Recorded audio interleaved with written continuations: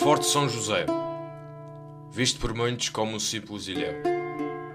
Mas na realidade aqui se escondem muitos segredos, muitas histórias, muitos sonhos. O ilhéu foi comprado no ano 2000 pelo professor Renato Barros, com o objetivo de tornar o ilhéu numa central hidráulica. Contudo, os objetivos de Renato alargaram-se para outro caminho. Quando comprou o ilhéu, teve o conhecimento que o mesmo tinha uma carta régia, escrita pelo rei Dom Carlos I, a fim de quem o comprasse teria o total posse e o domínio do mesmo. Portanto, o Forte foi uma aquisição acidental. Cá está, estou a falar do Forte, não estou a falar do país. Que estava disponível para qualquer cidadão do mundo. E pronto, se adquiria assim aqui esta gruta, que não tinha nada, que não era gruta, era só um monte.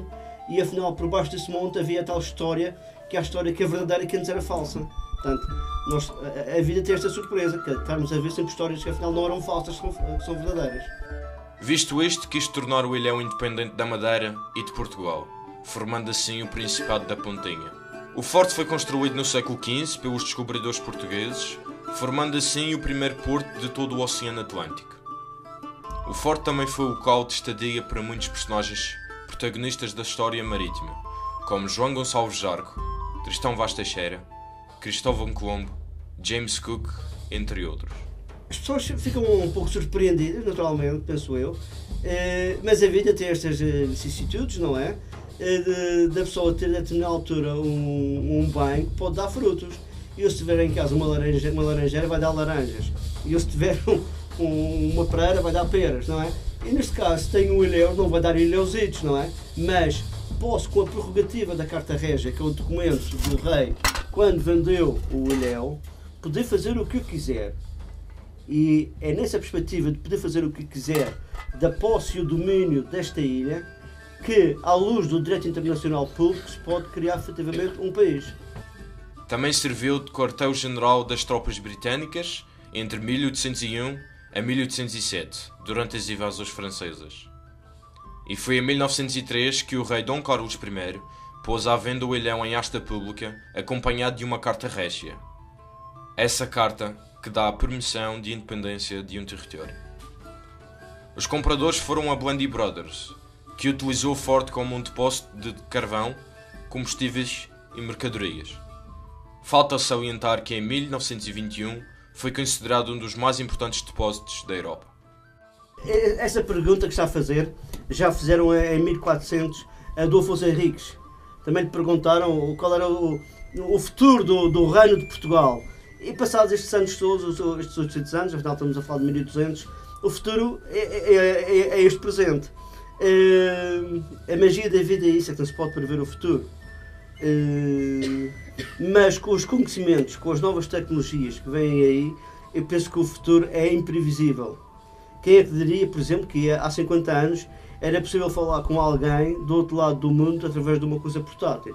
Se alguém dissesse isso, seria certamente ridicularizado. Há 100 anos atrás, um indivíduo que infelizmente não tivesse mais que 1 metro, mesmo que fosse inteligente como a senhora e como todos nós estamos aqui, tinha forçosamente que ser o bobo da corte, porque anão era o bobo. Hoje em dia, um anão pode ser um empresário. Portanto, como está a ver, a vida mudou e nada é o que a gente espera. Agora, sobre o domínio de Renato, ou mais conhecido como Dom Renato II, o mesmo visa total reconhecimento das Nações Unidas desde 2010.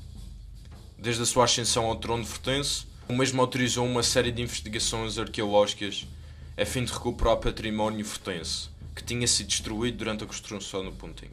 A equipa liderada pelo britânico Brian Philip e Elvio Souza já descobriu 19.000 fragmentos de cerâmicas e vidros, vértebras de peixe, cachimbos e balas de metal e pedra, bem como 4 habitáculos e uma divisão de teto abaulado.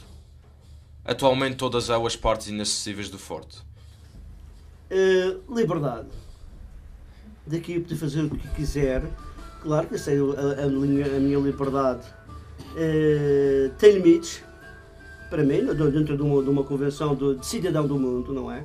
Mas a liberdade de eu, por exemplo, claro que isso não vai acontecer, mas podia a qualquer momento pôr os senhores na rua, o que não fazia antes, pelo contrário, agradeço a vossa visita. liberdade de fechar o país, liberdade de pintar isto de uma cor, de fazer outra coisa, de fazer a loucura de fazer o que eu quero, e isso é muito bom. É quase que uma atitude quase de uma criança que quer determinada coisa, e eu aqui posso fazer, claro, estou limitado a um certo condicionalismos de físicos, mas a liberdade intelectual, a liberdade do pensamento não tem limites.